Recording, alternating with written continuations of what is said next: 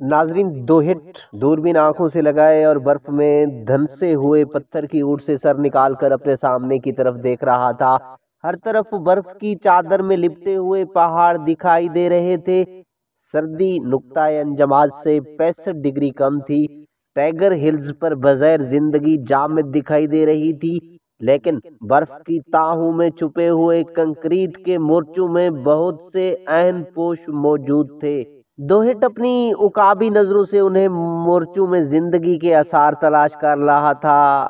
لالک جان، او لالک جان!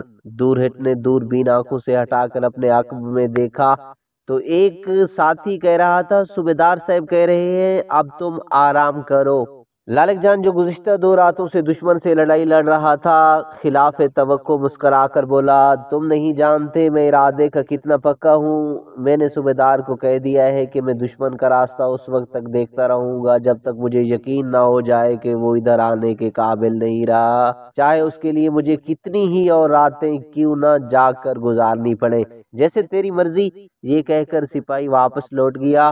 لالک جان نے اپنی machine gun کو پتھر کے ساتھ مضبوطی سے لگا دیا اور ایک بار پھر دشمن کی نقل و حرکت تلاش کرنے لگا۔ کشمیر کے اس حساس اور سیاچین کے پہلو میں واقع ٹائیگر ہلز کا یہ علاقہ پاکستان اور بھارت دونوں کے لیے بہت اہم تھا، بلکہ بھارتی فوج انہی راستوں سے گزر کر پاکستان کی دفاعی لائن پر حملے کرتی رہی تھی۔ کارگل کی جنگ شروع ہوتے ہی یہ پہاڑی سلسلے پاک فوج کے قبضے میں آ چکے تھے۔ صوبیدار سکندر کی کمان میں یہ 11 سرفروش دشمن کو بار بار پسپا ہونے پر مجبور کر رہے تھے۔ یہ یکم جولائی 1999 کی رات تھی۔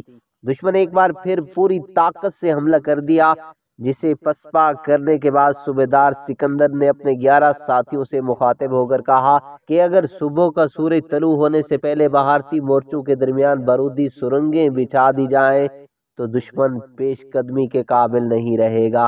لالک جان نے کہا، سر میرے نانا نے میرا نام دوہٹ اس لیے رکھا تھا کہ طوفان میں جنم لینے والا یہ بچہ طوفانوں سے ٹکرائے گا۔ آپ نے جو ذمہ داری مجھے سونپی ہے انشاءاللہ میں پوری کر کے ہی لوٹوں گا۔ بارودی سرنگوں کا تھیلا اٹھائے اور اپنی مشین گن کا بوسہ دے کر لالک جان چھلاوے کی مانند برف پور پہاڑوں میں گم ہو گیا، پھر ٹائیگر ملز کے مقابل اسی پہاڑی سلسلے کی جانب بڑھنے لگا جہاں دشمن نے مورچے سنبھال رکھے تھے۔ 1 گھنٹے ہی میں اس نے بارودی سرنگوں کا ایسا جال بچھا دیا جو بعد میں دشمن کی تباہی کا باعث بنا۔ 2 گھنٹے بعد ٹائیگر ہلز پر قبضے کے لیے جب دشمن آگے بڑھا تو نشیب سے لگاتار دھماکوں کی آوازیں آنا شروع ہوئیں، جس سے دشمن کی توپیں اور بندوقیں خاموش ہو گئیں۔ 6 جولائی 1999 کی ایک قہرآلود رات دشمن ایک ڈویژنل فوج سے ٹائیگر ہلز پر قبضے کے لیے آگے بڑھا۔ دشمن کیمیکل ہتھیار بھی استعمال کر رہا تھا۔ اس مارکے میں صوبیدار سکندر اور 7 ساتھی بھی شہید ہو گئے۔ اب لالک جان اور 3 ساتھی ہی بھارتی فوج کے سامنے سیسا پلائی ہوئی دیوار بنے ہوئے تھے۔ 7 جولائی 1999 کو بھی ٹائیگر ہل پر بارود کی بارش ہوتی رہی، جس سے باقی 3 ساتھی بھی شہید ہو گئے، جبکہ لالک جان کا ایک بازو شدید زخمی حالت میں کندھے سے لٹک رہا تھا۔ اس نے دشمن کو اس وقت تک الجھائے رکھا جب تک کیپٹن عامر اپنے ساتھیوں سمیت ٹائیگر ہلز پر نہیں پہنچ گئے۔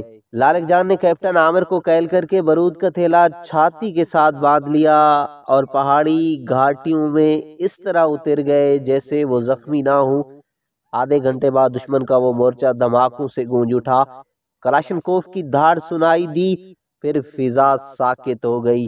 کیپٹن عامر نے عقاب اور ابابیل کے نام سے 2 کمانڈو کو لالک جان کی تلاش میں آگے بھیجا۔ ابابیل نے دشمن کو الجھائے رکھا اور عقاب دشمن کے تباہ شدہ مورچے سے لالک جان کی گولیوں سے چھلنی ناش اٹھا لایا۔ جہاں دشمنوں کی کٹی پھنی لاشیں، تباہ شدہ توپیں، اسلحہ بکھرا پڑا تھا، اس بہادری کے صلے میں لالک جان کو بعد ازاں شہادت فوج کا سب سے بڑا اعزاز نشان حیدر دیا گیا تھا۔